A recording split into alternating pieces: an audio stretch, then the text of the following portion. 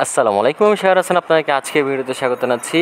আজকে 8 আগস্ট 2024। আজকের বাজার পর্যালোচনা এবং কয়েকটি গুরুত্বপূর্ণ নিউজ আপনার সামনে হাজির হলাম। এবং আরেকবারও বলতে হবে আলহামদুলিল্লাহ আলহামদুলিল্লাহ আলহামদুলিল্লাহ।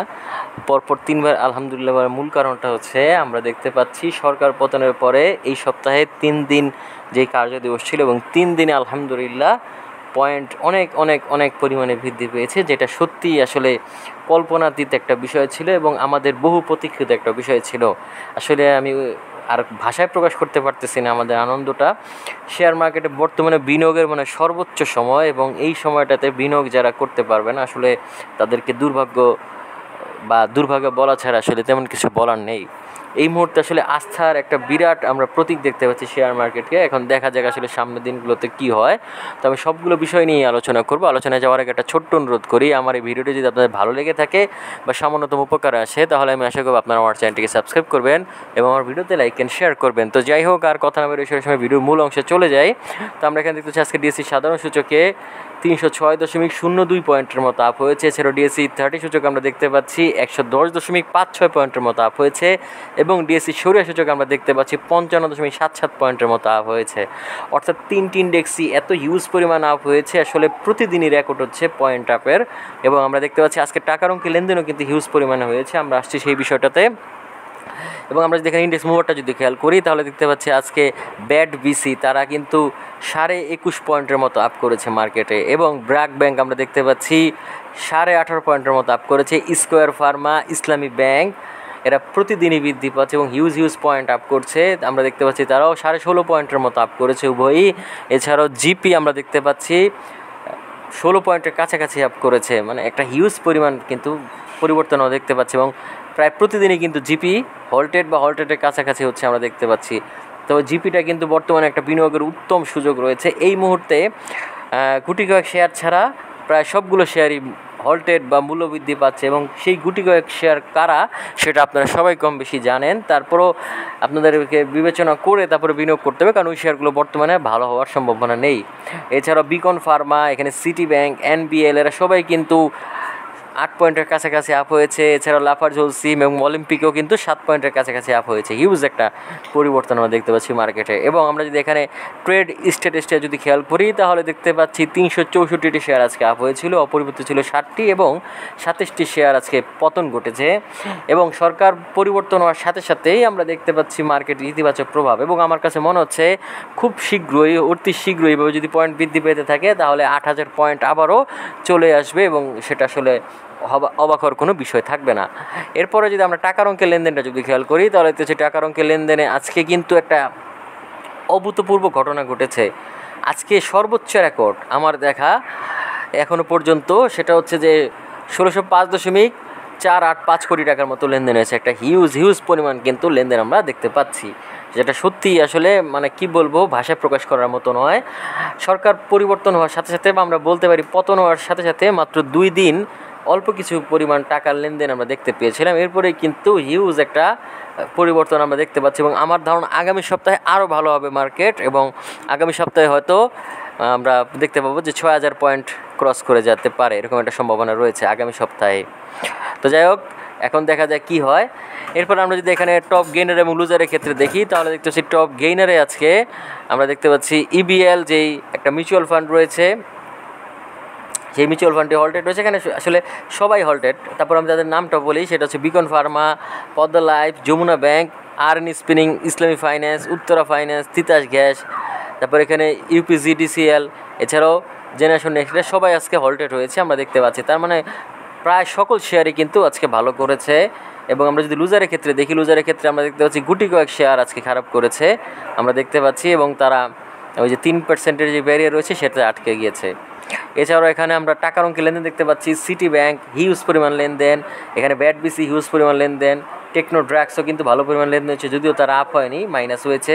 এছাড়া স্কোয়ার ফার্মাও হিউজ পরিমাণ লেনদেন, এখানে সিপাল দেখতে পাচ্ছি হিউজ পরিমাণে লেনদেন, বাকি সবাই মোটামুটি ভালোই লেনদেন হয়েছে তুলনামূলকভাবে আমরা খেয়াল করছি। এছাড়াও যদি মার্কেট ম্যাপটা যদি খেয়াল করি তাহলে আমরা খারাপটাই বলি, ভালোটার বলার দরকার নেই, কারণ খারাপ আছে মাত্র একটা, সেটা হচ্ছে কর্পোরেট বন্ড শুধুমাত্র খারাপ করেছে, আর বাকি সবাই কিন্তু এখানে হিউজ পরিমাণ ভালো করেছে। আপনারা এই সকল সেক্টরগুলো থেকে যে কোনো একটি ভালো সেক্টরে আপনারা দীর্ঘমেয়াদে বিনিয়োগ করতে পারেন। বর্তমান সময়ে শেয়ার মার্কেটে খুবই একটা গতিশীল হওয়ার উচ্চতর সম্ভাবনা রয়েছে, এবং এই গতিশীল হওয়ার উচ্চতর সম্ভাবনার মূল কারণটা হচ্ছে ডক্টর মোহাম্মদ ইউনূস।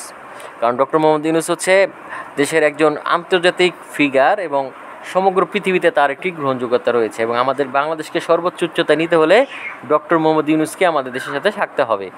এবং যদিও এটা একটা অন্তর্বর্তীকালীন সরকার, কিন্তু তারপরও আমি মনে করি যে এই অন্তর্বর্তীকালীন সরকারের পরবর্তীতে যেই দলই সরকারে আসুক না কেন, তাদের উচিত হবে ডক্টর মোহাম্মদ ইউনূসের সাথে একটি ভালো সম্পর্ক তৈরি করা, যাতে করে তার মাধ্যমে আমাদের দেশের অর্থনীতি আরও উন্নয়ন ঘটে, এবং আমাদের যারা সাধারণ মানুষ রয়েছে তাদের যেন আরও জীবনমানের উন্নয়ন ঘটে। যাই হোক, এর পরবর্তীতে আমরা যদি এখানে ব্লক মার্কেট ট্রানজ্যাকশন দেখি তাহলে জিপি আজকে ভালো লেনদেন হয়েছে। এছাড়া আমরা যদি এখানে খেয়াল করি মোটামুটি লেনদেন হয়েছে এখানে প্রগতি লাইভ। আসলে বর্তমানে ব্লক মার্কেটের তেমন কোনো আমরা লেনদেন দেখতে পাচ্ছি না, যা লেনদেন রয়েছে সবই আসলে নর্মাল মার্কেটেই বলা যেতে পারে, অর্থাৎ সাধারণ বিনিয়োগকারীদের আগ্রহী কিন্তু বেশি রয়েছে এই সময়টাতে, যা খুবই ভালো একটা খবর আমরা দেখতে পাচ্ছি। তো এই ছিল মোটামুটি আজকের বাজার অবস্থা। এখন আমরা চলে যাবো কয়েকটি গুরুত্বপূর্ণ নিউজে। তো প্রথম আমরা যেই নিউজটি নিয়ে আলোচনা করব সেটি হচ্ছে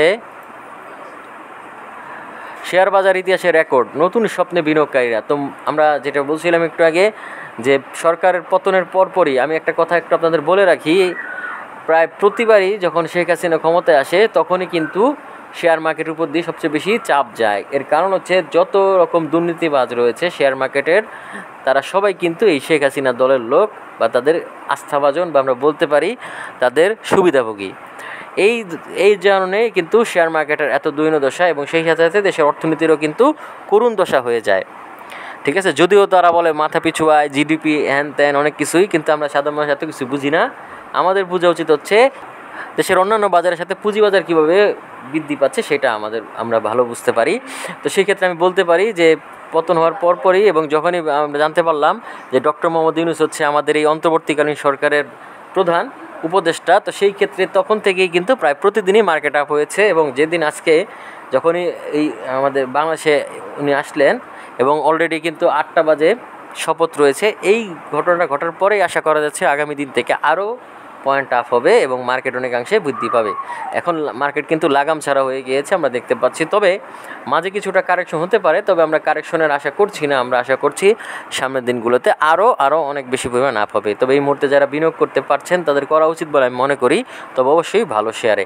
তো যাই হোক, এই হচ্ছে বিষয়ের পরবর্তীতে আমরা যেই নিউজটি নিয়ে আলোচনা করবো সেটি হচ্ছে 10 কোম্পানির শেয়ার ঘিরে শেয়ার বাজারে সূচকে উড়ন্ত সূচনা।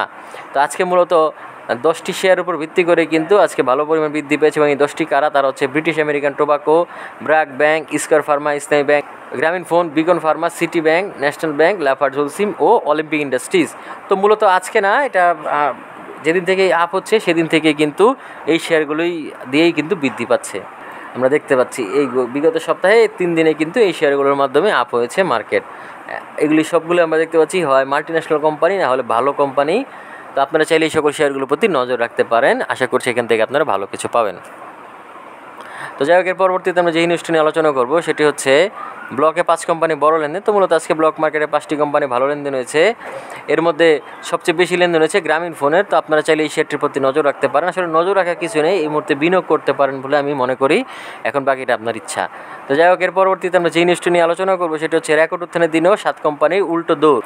তার মানে এই যে আজকে এত ভালো হওয়ার পরও কিন্তু 7টি কোম্পানি পতন ঘটেছে, এবং 7টি কারা আমরা এক নজরে দেখে নেই। তারা হচ্ছে Gemini Sea Food, Hami Industries, Alif Industries, Beximco Pharma, Prime Finance, First Mutual Fund, New Life Clothing ও শাইনপুকুর ইন্ডাস্ট্রিজ।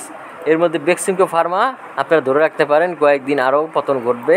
এছাড়াও এই সকল কোম্পানির মধ্যে যাদের সাথে আওয়ামী লীগের সম্পর্ক রয়েছে, বা আওয়ামী লীগের যারা এমপি বা মন্ত্রী, এই টাইপের কারোর সাথে যদি সম্পর্ক থাকে তাহলেই ধরে নিতে পারেন সেই শেয়ারটি বর্তমানে পতনের একদম সর্বনিম্ন স্তরে থাকতে পারে। যাই হোক, এই সকল শেয়ারগুলোর প্রতি আসলে সমবেদনা, তাদের কাছ থেকে দূরে থাকা ভালো বলে আমি মনে করি। তো যাই হোক, এই ছিল মোটামুটি আজকের সর্বশেষ নিউজ, এবং আশা করছি এই নিউজগুলো আপনাদের ভালো লেগেছে, এবং আগামী দিনে বিনিয়োগ করার ক্ষেত্রে এই নিউজগুলো বড় ভূমিকা পালন করবে। এখন দেখা যাক কী হয়। আমরা নতুন দিনে নতুন দেশে নতুন সরকারের সূচনায় আমরা আশা করি মার্কেট আরও ভালো হবে এবং আরও আমরা সামনের দিকে এগিয়ে যাব। এখন দেখা যাক সামনের দিনগুলোতে কি হয়। এবং আমি আপনাদেরকে অনুরোধ করব এই সময় বিনিয়োগ করার ক্ষেত্রে অবশ্যই ধৈর্য ধারণ করুন এবং ভালো ভালো শেয়ারে বিনিয়োগ করুন, তাহলেই শুধুমাত্র আপনারা ভালো কিছু পেতে পারেন।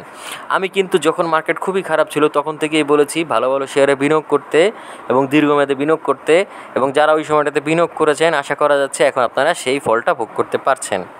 তো যাই হোক, আজকে আর বেশি একটা কথা বাড়াবো না, আজকে এখানেই বিদায় নিচ্ছি। আগামীতে দেখা হবে নতুন কোনো ভিডিও নিয়ে। সেই পর্যন্ত আল্লাহ হাফেজ, আসসালামু আলাইকুম।